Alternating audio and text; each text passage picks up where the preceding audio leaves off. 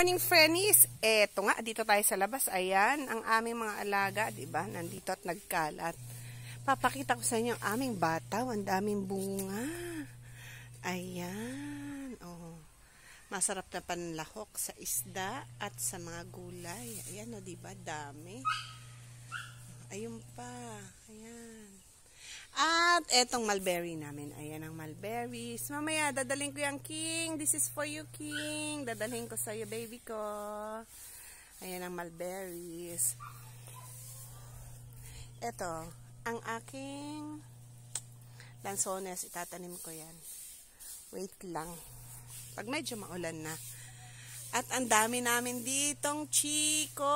Ayan, nakita nyo ba? Ayan, kaya lang maliliit pa siya, guys. So, maliliit pa, friendies. Mga few months pa, antayin natin yan bago magsilaki. Ang dami talaga. Ayan, meron pa siya dito. Ayan, meron siyang bulaklak. Ayan, aray, oh. Ayan, ayan, ang dami, oh. Ayan pa. Ayan. At eto, may berries dito. Ayan ang berries namin.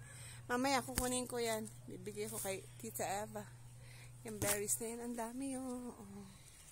Ang berries. Bye, Fanny.